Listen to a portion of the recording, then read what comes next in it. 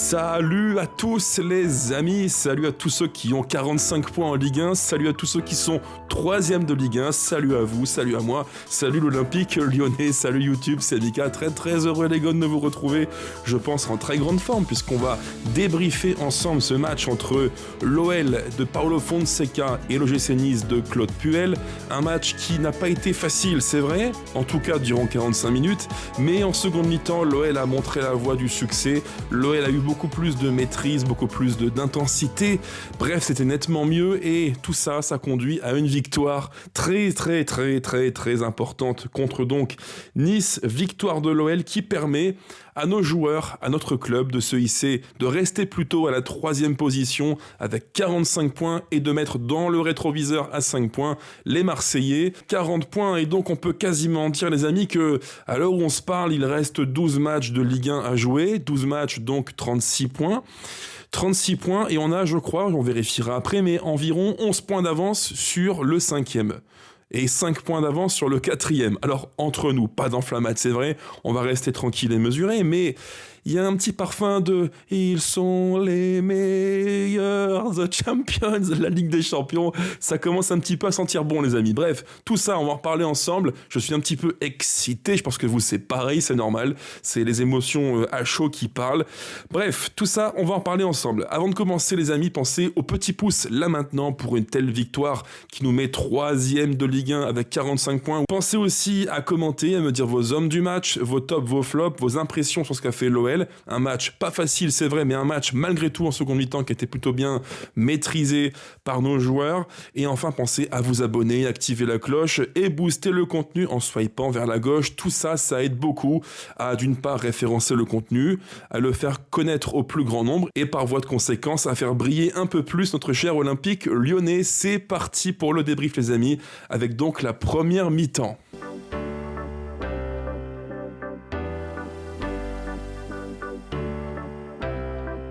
Alors pour commencer, on fait un petit retour sur les compos côté Olympique lyonnais. Alors d'abord côté Nice, pour être bien dans l'ordre, Nice de Claude Puel, une équipe qui a quand même bien redressé la barre depuis quelques temps, c'est nettement mieux côté niçois. Alors même s'ils font une saison qui globalement est très moyenne, et en Europa League et en Ligue 1, avec en Europa League un parcours franchement qui était tellement grotesque, hein, c'est le mot je pense, grotesque. Mais ce soir on a vu une équipe de Nice qui, avec Claude Puel qui a largement redressé la barre, une équipe qui a pratiqué un foot de qualité sur au moins une mi-temps, et moi je le dis vraiment en préambule, on a affronté une plutôt bonne équipe. Voilà. Ce Nice-là, ils sont combien au classement ? Hop, je mets à l'écran le classement de la Ligue 1. Nice est actuellement 14e. Mais jamais de la vie, cette équipe-là doit être 14e. Jamais de la vie. Il y a trop de qualité pour être 14-15. Avec des joueurs comme Diop, comme Ali Chaud et d'autres que j'oublie, avec le matos qu'ils ont, logiquement, dans un monde normal, Nice doit être entre 7 et 10, on va dire, mais jamais 14e. Donc ça, il faut aussi l'avoir en tête. On a joué une équipe qui a du talent à l'échelle de la Ligue 1, même si le contexte global niçois, il est très bordélique, malgré tout, ça reste de bons joueurs. Et ça, ayons-le en tête, pour ne pas non plus trop relativiser ce que fait l'OL en disant « Oui, mais en face, ce n'est que Nice ». Attention, il y a du talent en face. Et le match le montre bien. Il y a plein de séquences de jeu où on se dit c'est un petit peu chaud, mais l'OL a plutôt bien tenu le coup. Alors la compo côté Olympique lyonnais, on avait donc une équipe qui souffrait de pas mal d'absences, et pas des moindres les amis, parce que là aussi c'est un point qui est tellement important dans ce débrief, une équipe de l'OL qui devait composer avec les absences d'Hendrick, de Fofana, de Nuama, ça commence à faire beaucoup, Tagliafico aussi, bref, beaucoup de joueurs tellement importants, et malgré tout, Fonseca, on peut le dire, a encore trouvé une recette qui certes a mis un peu de temps à fonctionner, mais une recette qui au final s'avère positive quoi, puisqu'on prend 3 points. Alors je dirais que sur une mi-temps, du coup d'envoi à la 45e, qu'est-ce que l'on peut dire ? On voit un OL qui au global fait une entame de match plutôt moyenne. C'est clairement pas la meilleure entame qu'on ait faite depuis très longtemps. Il faut aussi le dire, depuis les matchs récents, l'OL a un petit peu tendance à commencer les matchs un peu piano, tranquille. C'est pas mauvais, mais c'est pas non plus folichon. Et techniquement, le moins qu'on puisse dire, c'est qu'on n'a pas vu un grand OL durant quasiment 45 minutes, avec beaucoup de pertes de balles, une forme d'incapacité à monter le bloc, parce que techniquement, tu avais trop de lacunes, trop de pertes de ballon et trop de déchets déchets, et en face une équipe de Nice qui, je le répète, a pratiqué un foot de qualité en 4-2-3-1 avec un Klose qui montait beaucoup, qui dézonnait beaucoup, qui venait aussi attaquer l'espace devant et créer le bordel dans notre camp, et Nice avec deux joueurs de côté qui sont Ali Chaud et Louché à gauche, les deux qui ont des profils de meneurs excentrés qui repiquent dans l'axe faux pied, et forcément Nice avait un jeu, disons un petit peu, qui s'animait presque en miroir avec le nôtre. Pourquoi je dis ça? Parce qu'ils ont deux joueurs de côté excentrés qui repiquent dans l'axe, et à leur côté, deux latéraux qui vont en fait bombarder, prendre l'espace. Ce qui fait que cette équipe de Nice-là, durant une mi-temps, fait beaucoup de mal à l'OL, et le plan de jeu des Niçois, de Claude Puel, il était plutôt bien pensé, avec énormément de courses verticales, des appels dans le dos de Niakhaté, Mata et Hateboer. Ça a fait mal, très mal. C'est, je pense, l'un des 2-3 axes qu'avait ciblé Claude Puel et son staff. Bien vu, bien joué à eux, ça a bien marché, même s'il a manqué pour eux la conclusion. Mais on a souffert. On a quand même eu, je crois, 4 ou 5 reprises durant une mi-temps, des séquences où on n'est pas loin de se faire surprendre. Parce que si Nice se montre un peu plus juste techniquement, je pense qu'on peut prendre le 1-0. Et à la mi-temps, on serait là en train de se dire ouais c'est mal barré quoi. Mais par bonheur et par réussite pour l'OL, Nice n'a pas été clinique, Nice n'a pas su trouver l'avant-dernier geste. Donc même si danger pour nous il y a eu, malgré tout, il n'y a pas eu non plus 10 000 occasions nettes. Ça c'est un point qui est important. Oui, l'OL a souffert, l'OL a plié tel non pas le bambou mais comme le roseau, mais l'OL n'a pas rompu. Ça c'est un point qu'il faut aussi mettre en évidence. Ce qu'on peut dire également les amis, c'est que je dirais aux environs du quart d'heure de jeu, on a un gros plan sur Fonseca qui en fait réagit très vite. Il voit qu'on n'arrive pas à gérer les appels profondeurs verticaux de Sanson qui plongent dans le dos de nos centraux. On n'arrive pas à gérer ça. Ali Chaud pareil, Louché. Il y a trop d'espace, trop de temps pour les Niçois pour s'ajuster.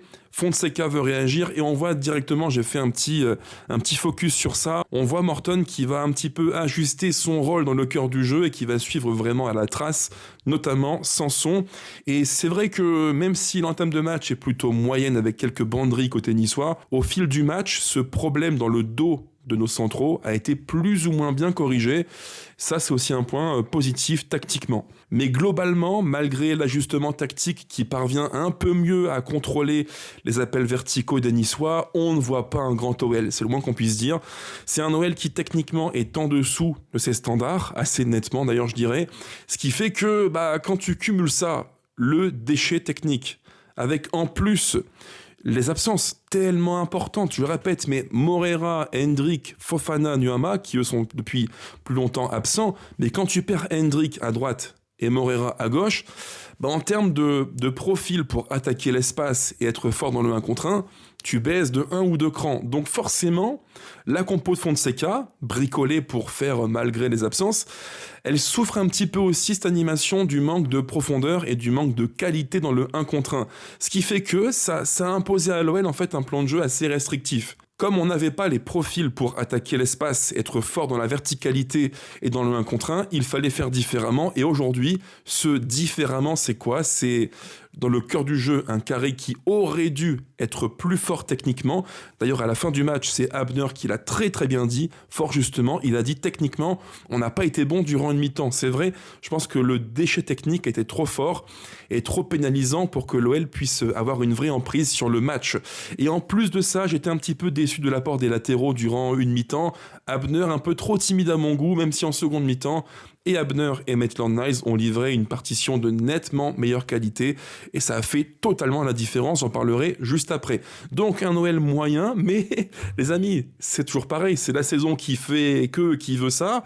Il se trouve que même quand l'OL est moyen, même quand techniquement c'est moyennasse, l'OL parvient à trouver le coup de patte, l'intuition, le flair, l'action qui fait que, boum, 1-0. Ça, c'est juste extraordinaire. Ça en devient presque grisant. Tu te dis, mais en fait, qu'est-ce qui peut nous arriver, quoi? Quand on est bon, on gagne. Et même quand on est mauvais techniquement, même quand en face Nice fait un très bon match, ou plutôt un bon match, je dirais, malgré ça, tu parviens à planter le 1-0 et tu fais la différence et tu finis la mi-temps sur un score qui paraît un petit peu, même carrément sévère pour les Niçois parce qu'ils font une bonne prestation. Nous, on est, je dirais, un cran ou deux en dessous de nos standards, les absences, et aussi Nice qui joue pleinement sa partition de qualité. Bref, même quand on est moyen, on parvient à trouver la faille. C'est juste incroyable. Vraiment, il y a un petit parfum de saison où le vent souffle fort dans notre dos, les amis. Ça souffle fort. Ça sent clairement la Champions League. On voit les étoiles à 10 km et les matchs le mardi et mercredi soir. Alors, tout ce que je vous dis là, bien sûr, sans enflammade, c'est un petit peu les émotions qui parlent. Vous m'excuserez, j'en suis intimement convaincu. Mais voilà, ce 1-0, c'est en plus une belle action. Il faut un petit peu en parler, mais l'action du 1-0, les amis, elle est de toute beauté. Même si l'OL est moyen durant 44 minutes et 59 secondes, l'ultime seconde restante, on parvient à te produire une séquence qui est de toute beauté, avec dans le cœur du jeu, récupération, un effort de Pavel Schulz, et là on a un jeu triangulaire avec Tolisso, Narté, décalage à gauche, on envoie Abner qui envoie un très bon centre, Tolisso il est là, il arrive, monsieur 3 en 1, il te plante le but, 1-0, c'est juste beau, le foot quand il est pratiqué comme ça, c'est un sport qui est magnifique.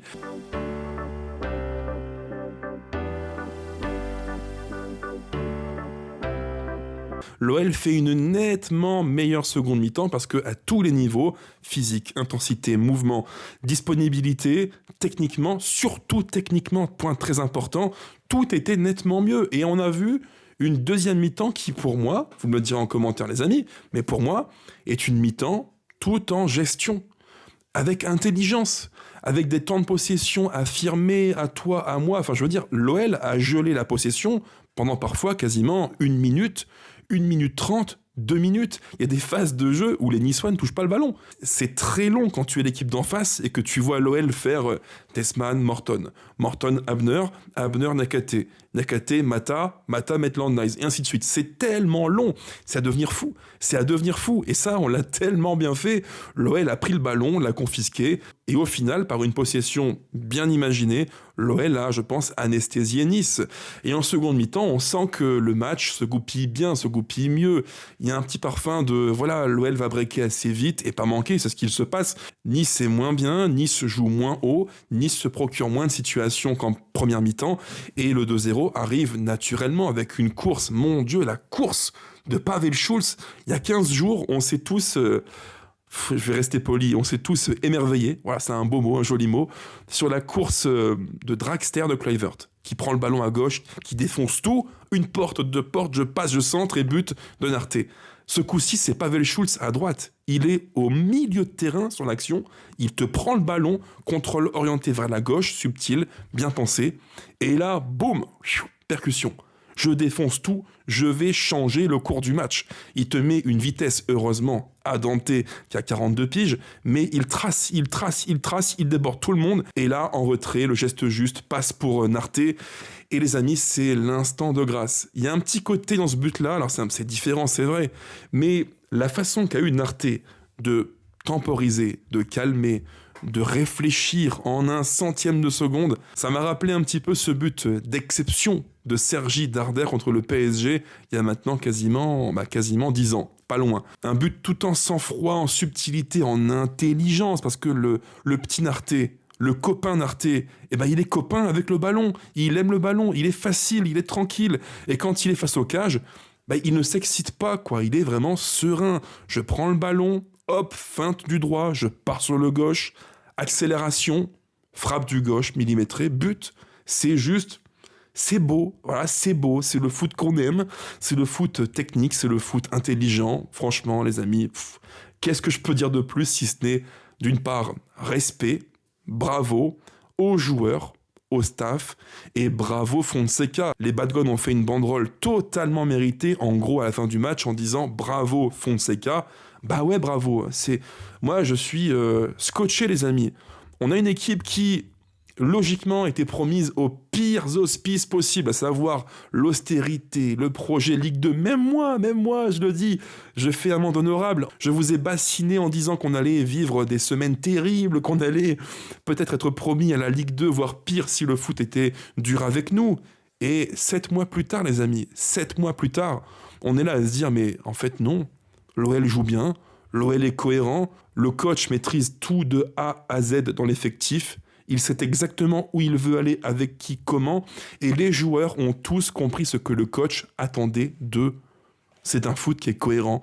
L'OL est d'une cohérence diabolique. J'en ai fait un tweet. Cet OL-là, sincèrement les amis, cet OL-là, je me mets 30 secondes à la place des concurrents dans leur canapé tranquillement installés, qui se disent à 21h moins le quart, ok, l'OL joue, il faut que l'OL perde, ok, l'OL fait un match moyen, ils vont perdre, et ben non, 1-0, 2-0, et là dans leur canapé, ils doivent s'enfoncer les concurrents comme ça, mais c'est à t'écœurer du foot. Cet OL-là est un assassin diabolique qui t'écœure du foot, parce que oui, c'est pas un match qui est totalement abouti, mais la moindre miette est transformée en occasion et la moindre occasion est transformée en but. Cet OL-là, ce staff-là, ce coach-là, Paulo Fonseca, avec 2 bouts de bambou et 3 brindilles, te font du contenu de qualité, prennent des points, gagnent des matchs. 7 victoires consécutives en Ligue 1, les amis. 7 victoires consécutives en Ligue 1.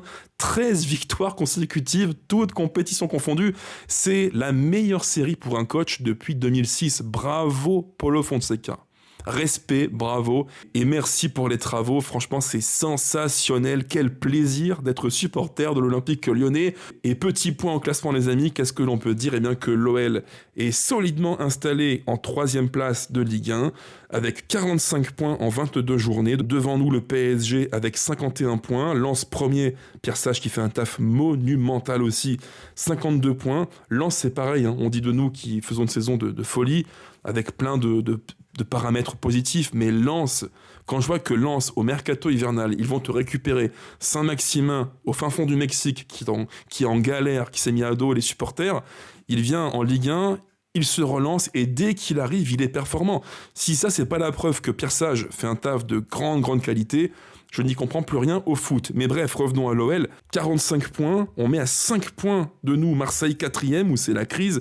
De Zerbi, Benassia, bref, c'est le bordel de zinzin. Comme d'habitude, j'ai envie de dire, côté Marseille, c'est un petit peu culturel chez eux, c'est leur ADN, malheureusement, de club. Et surtout, on met Lille à 11 points, Rennes à 11 points, et on met Strasbourg à 14 points. 14 points, c'est énorme, ça fait quasiment 5 défaites, c'est beaucoup trop. À mon avis, maintenant, le top 3 se jouera avec Marseille, et c'est tout. Ce sera eux ou nous, avec en ligne de mire ce match, déjà le week-end prochain contre Strasbourg à la Méno, et le match d'après contre l'OM au Vélodrome, l'Olympico, qui sera tellement important avec, je l'espère vraiment, Hendrick et toutes nos forces vives. Moreira, Hendrick, c'est super important parce qu'il faudra les fouetter en transition. Enfin bref, quoi, si je résume le classement, on peut dire que l'OL a sur Marseille au moins un joker, voire 2, et l'OL a environ 3 ou 4 jokers sur Lille, Rennes et Strasbourg. C'est juste incroyable. Vive le foot, vive l'OL, bravo à nos joueurs, bravo au staff qui font un travail de très grande qualité. Chapeau, respect, messieurs.